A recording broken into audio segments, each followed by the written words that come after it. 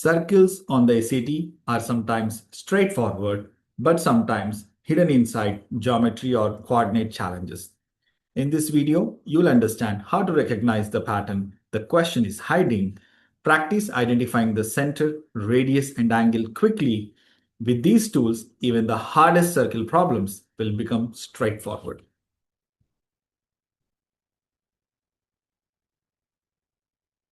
Let us start with the basics first. A circle is a set of infinite points that are equidistant from the center. The distance from center to any point on the circle, we call it the radius.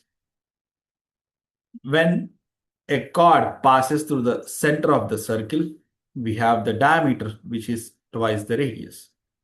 The circumference of a circle is 2 pi r and area is pi r square.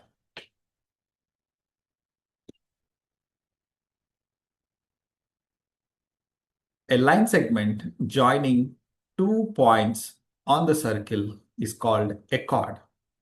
Now, the distance of the chord from the center of the circle is d, which we can calculate by using the formula d equal to square root of r square minus half the length of the chord whole square. And from the same formula, we can get the chord length as 2 times square root of r square minus d square. We already understood that the total circumference of a circle is 2 pi r, but now we want only a part of the circumference of the circle, which we call it an arc. To find the length of any arc, we can apply the formula arc of the circle equals x by 360 degrees times 2 pi r. We know for 360 degrees, the total angle in the center, the net circumference is 2 pi r. Now, the arc makes an angle only some x degrees at the center. So, which will be some length. Now, these two are going to be in proportion. So, if you cross multiply and isolate length of the arc, we get x over 360 times 2 pi r. Similarly, the total area of a circle is pi r square, but only a segment is now called sector. Again, a sector makes an angle at the center. So 360 degrees will be total area pi r square. Now it's only x degrees and we have some sector. Again, if you cross multiply, we get the area of the sector as x over 360 times pi r square. You can use these formulas or apply the proportionality to get the arc and sector.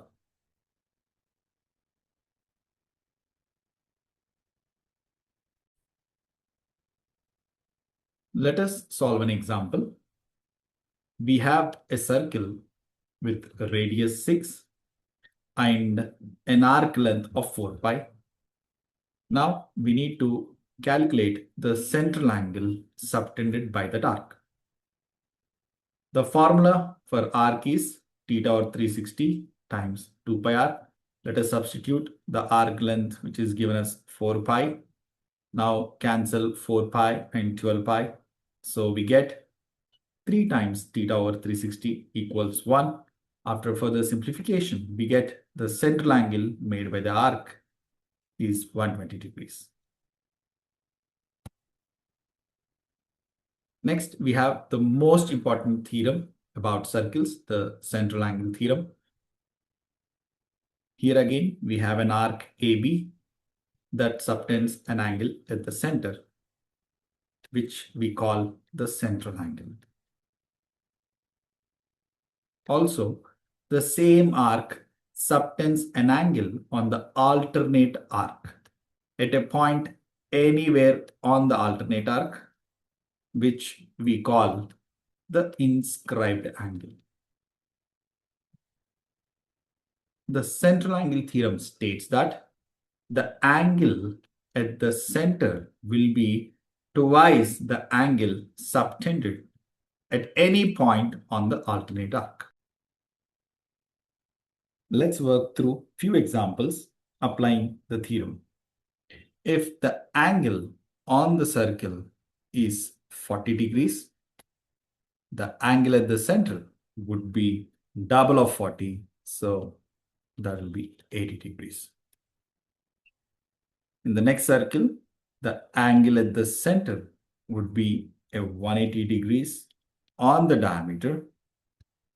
So the arc is going to be a semicircle, and the angle on the other semicircle will be half of the central angle, 180 degrees. So 90 degrees. This is how we have the property angle in a semicircle is always 90 degree. Even when we have a reflex angle at the center made by a major arc, the central angle theorem works the same. Suppose the central angle is 200 degrees, the inscribed angle will be half of the central angle, that is 100 degrees. These are the different applications of the central angle theorem. Now, an arc can subtend many angles on its alternate arc. And all those angles will be half of their common central angle. We call them angles in the same segment, and they will be always equal. So the angles at C and D made by the arc AB on its intercepted arc ADCB will all be equal.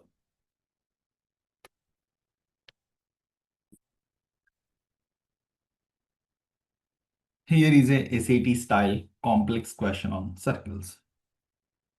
In this example, we are given the area of the rectangle CDEF is 64 and the diameter of the semicircle is 16, and we need to calculate the area of the shaded region. Before we actually get into any calculations, let us think of an idea to get the shaded area. As the shaded area you see in the diagram has many parts, let us name them first. So let this be region 1, let this be region 2, 3, 4, and 5. The sum of these 5 regions will be the total shaded area.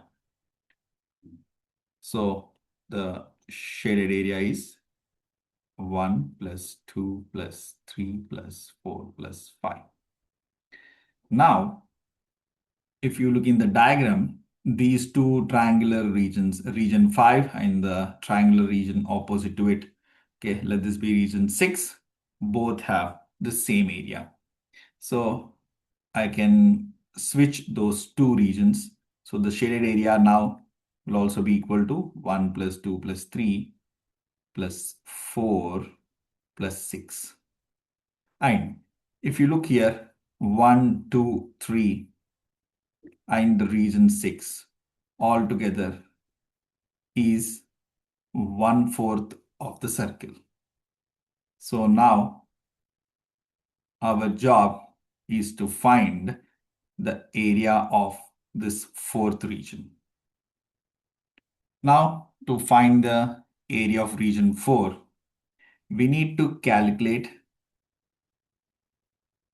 the total sector area and then subtract the triangular region from it. So region 4 will be equal to sector OGD minus the triangle. Sector OGD is the angle theta divided by 360 times pi r square. And the triangle, if you look in the rectangle, would be 1/4 of the rectangle CDEF.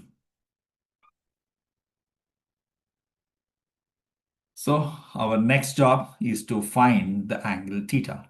So for that, again, we will utilize the information that the area of the rectangle CDEF is 64. So if you assume the length to be L and the width to be W, in the triangle ODF, OF will be half of the length because the perpendicular to the chord also bisects it.